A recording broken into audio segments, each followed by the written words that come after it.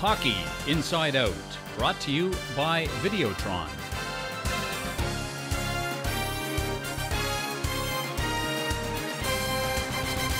Welcome to the HIO Show. We've got Chris Nilan with us today and Michael Farber of TSN and Sports Illustrated. Habs up 2-1 in this series, Michael. It could be 3-0. Are you surprised what you've seen so far? Well, it could also be Boston up 2-1 in the series. It's been that kind of series.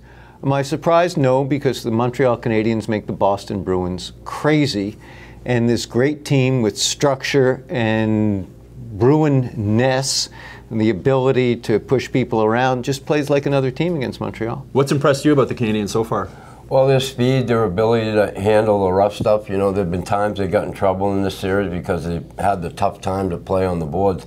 Anytime you give the Bruins another stab at you, you know, you don't get the puck out of the zone. They get rumbling down low, and it causes a lot of problems. That worries me about the series, but the good thing with the Canadiens, they keep pushing the pace, they're using their speed, and they stand up to the aggression at times, you know, without being stupid. And, you know, emotion can really help you in a series like this. And, you know, I agree with Mike as far as, you know, the Bruins Canadians, when they get together, sometimes the Bruins just, it drives them crazy. You know, I think they think about these little Frenchmen. Like Gallagher, little Frenchmen. And back to the flying Frenchmen, and we want to swat them like flies. And they keep coming, and they keep standing up to it. I give them a lot of credit for what they've done so far. Now, Michael, PK Subban, 11 points in 7 games. It seems the bigger the stage, the better he plays. This is the best hockey he's played consistently during the season. He actually took out 2 people with one play, one of his teammates. You know, it's at the point, and I bring this up because the problem with PK sometimes is he'll play 22 minutes a night, he'll play 15 for Montreal and 7 for the other guys. But he hasn't been doing that. And he's really been focused, and this is the highest level I've seen him play. And now it's a 4-line team suddenly, Chris. He's got 4 lines rolling. He's even got guys fighting now to get a spot on the 4th line. That's going to be a key going forward with the series. Well, you know, you got to give Bergeron credit there, bringing the guys he did. You know, he brought Weiss in. Who's Weiss? Yeah. You know, bring Weaver in. You know, these guys make a difference, and having Vanek here now allowed him to do that. You know, a little bit more. Yeah, the depth, you know, also you heard when he made these moves, yeah, the depth moves, but now we're seeing him. They're able to roll with 4 lines and put 4 lines out, even with Pruss being out. You know, key guy who was healthy could really, this is the type of series he excel in. And you're able to put guys in here and there. It's just, you need that to win this time of year. And this is what Boston is famous for. This is a 4-line team, and right now the Canadiens are playing with the depth we normally expect to see from Boston. Has Vanek impressed you, Michael? Do you see him staying here? Now wait a minute. Wait, we're in the middle of a playoff series. This is what we talk about all the time. The playoffs. Let's get to the playoffs. Montreal's in the 2nd round against Boston for the 34th time. And we're worried about next year. We're worried about where's Vanek going to be. We're worried about PK Subban's contract. Worry about today. We're all day today. Let's enjoy these moments for however long they last. To hell with Vanek's contract next year. Hey, when they fire Terrian, and he will get fired one day, Mike Farber right here. Worry about today, folks. Now, you were there before the game last night signing out. I guess just talk a bit about the atmosphere last night at the Bell Center. Oh, it's crazy out there, you know, just fans everywhere, you know, the odd Bruins fan, you know, give you the, you know, but, you know, a lot of fun. The fans are great, you know. I was with Scotiabank and in their booth and, you know, taking pictures, signing autographs. It's a crazy day. Great atmosphere. It's just the electricity around that building. It's same in Boston. When this series, these 2 teams get together, it's incredible. I miss being in the middle of it, though. Yeah. It's hard to watch. It's hard to watch. But this is such a great city when the Canadiens are doing well in the spring. There is a lightness to the city. There's a sense of community that we don't get the rest of the time. And I think that's why it's so important, at least from a sociological standpoint, that this playoffs continue for Montreal. You're right about that. You know, you know, in the spring it is when the Canadiens are doing well. There is that sense of community. You know, considering the other 10 months of the year, there's 20 feet of snow here. What a sense of community! Everybody's in the house. Now, as a player, what's the feeling like going to well, for you, the forearm on a playoff night, it must be. Is it hard to take a nap in the afternoon? No, I slept fine. I'm not one of them guys that couldn't sleep. I couldn't go to a movie the night before. None of that. When it came time to wake up in my house, which is usually around, I don't know, 3 o'clock in the afternoon, I got dressed and I left. And I got to the building as quick as I could, and then I worried about things then. I got my sticks ready. I focused. I always knew who was going to be playing, who were the potential fighters, and what I had to do. And it didn't. Certainly, my emotion was a whole lot more than, I can't say than the regular season. But I always had to be ready. It's not like I could ever, no nights off. Have a snooze. Oh, tonight I'll just sit back and relax. Now, Mike, you mentioned Brendan Gallagher before. I was saying he's sort of like Dennis the Menace on skates, and he's also become almost like Mr. Fix-It for Michel Therrien. Whatever line isn't working, they put Gallagher on it. Right, you move him up with Patrick Reddy and Desharnais, and Vanek goes and plays with Plek, and you have that big goal on the slap pass. It was terrific. If you look at the goals in Game 3, I mean, 2 tips for Boston and 2 breakaways in the slap pass to Montreal. We'll forget the empty net goal. I mean, this shows you how close these games are and how small things turn. And a game can turn on Tuukka Rask not banging his stick on the ice to alert his defenseman that PK Subban's getting out of the box. This is the margin, the thin edge between winning and losing, and that's what's made the series so fascinating. We'll be back after a short break, and Michael will talk about some of his memories of covering this guy when he used to play against the Boston Bruins.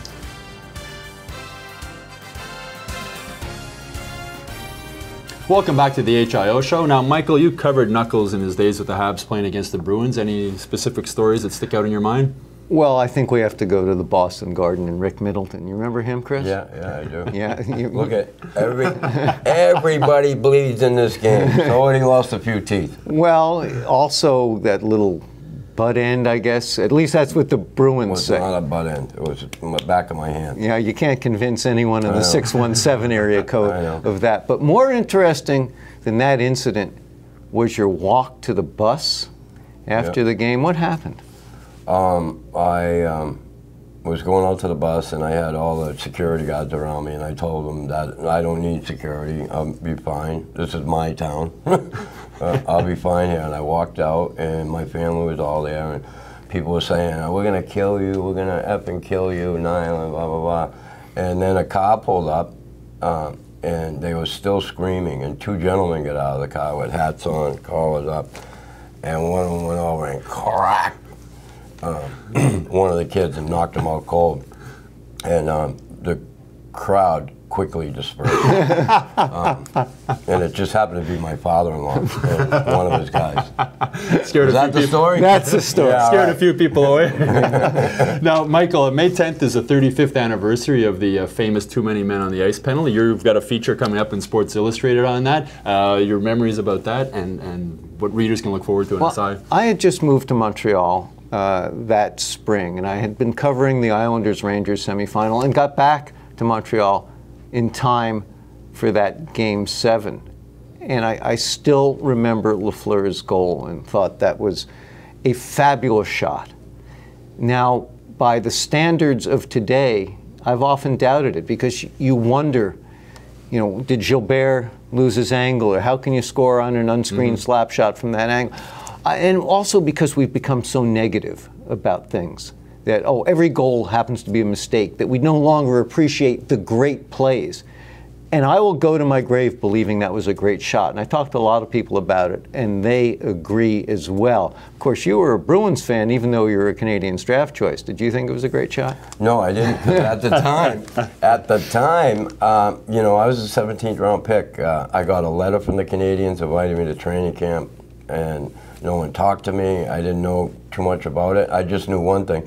I was not going to crack that lineup in Montreal, and I was said, you know what, I'm still a Bruins fan, and I was still pulling for the Bruins. I was upset they lost, and then when I became a Montreal Canadian, that quickly changed.